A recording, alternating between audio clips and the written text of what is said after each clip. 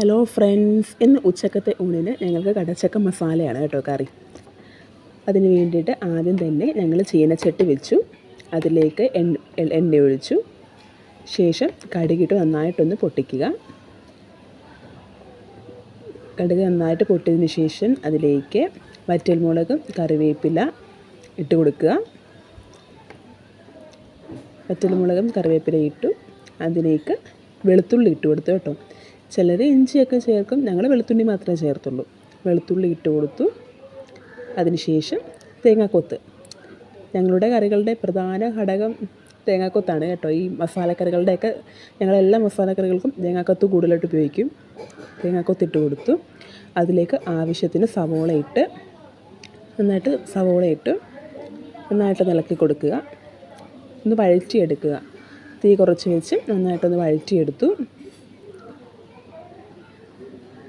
നന്നായിട്ടൊന്ന് ഇളക്കി യോജിപ്പിക്കുക. ആ തേങ്ങക്കൊത്തും കറിവേപ്പിലയും വറ്റൽമുളകും സവാളയും ഒക്കെ ചേർത്ത് ആ എണ്ണയൊക്കെ ചേർത്ത് നന്നായിട്ടൊന്ന് നല്ലപോലെ ഒന്ന് വഴറ്റിയെടുക്കണം കേട്ടോ. നല്ല രീതിയിലൊന്ന് വഴറ്റിയെടുത്തു.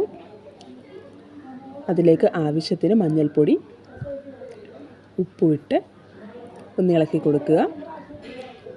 നന്നായിട്ട് ഇളക്കി കൊടുക്കുക. ഒരു പച്ചമണം മാറി വരുന്ന ആ ഒരു ഇതേ ഉള്ളൂ കേട്ടോ. എളുപ്പമാണ് ഈ കടച്ചക്ക മസാല ഉണ്ടാക്കാനായിട്ട്. പറഞ്ഞു തരേണ്ട കാര്യമൊന്നും ഇല്ല, എല്ലാവർക്കും അറിയാവുന്നതാണ്. ഉച്ചക്കത്തെ ഊണിൻ്റെ ഒരു വിഭവം ഞാൻ കാണിച്ചേക്കാമെന്ന് വെച്ചു. അതുകൊണ്ടാണ് കേട്ടോ കടച്ചക്ക മസാല ചെയ്യുന്നത്.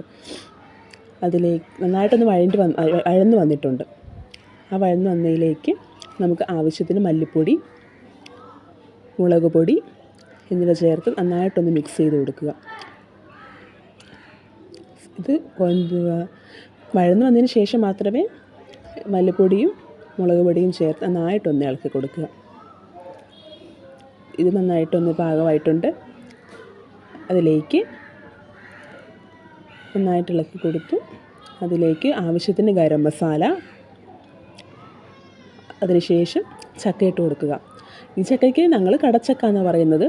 അതിന് ശീമച്ചക്ക, ബ്ലാത്തി ചക്ക എന്നൊക്കെ പല പേരുണ്ട്. നമ്മൾ കടച്ചക്ക എന്നാണ് പറയുന്നത് കേട്ടോ.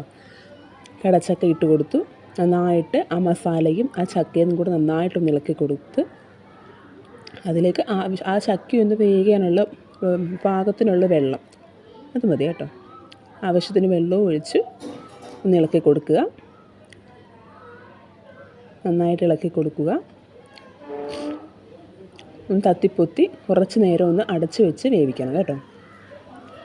അതിനിടയ്ക്ക് എന്തെങ്കിലും പോരായ്മയൊക്കെ ഉണ്ടെങ്കിൽ നമുക്ക് ചേർത്ത് കൊടുക്കാവുന്നതാണ്. അതിനുശേഷം ഒന്ന് തിള വന്നതിന് ശേഷം അതിലേക്ക് തക്കാളി ഇട്ട് കൊടുക്കുക. ചിലർ തക്കാളി ഇട്ട് കൊടുക്കും, ചിലർ ഇട്ട് കൊടുക്കത്തില്ല. ഓരോരുത്തരുടെ ഇഷ്ടം. നമ്മൾ തക്കാളിയൊക്കെ ഇട്ട് കൊടുക്കും കേട്ടോ. എന്നിട്ട് ആ തക്കാളി ഒന്ന് വേവ് വന്നതിന് ശേഷം നന്നായിട്ടൊന്ന് ആ തക്കാളിയും ആ ചക്കയും ആ മസാലയും കൂടെ നന്നായിട്ടൊന്ന് ഇളക്കി യോജിപ്പിച്ച് വേവിക്കണം കുറച്ച് നേരം.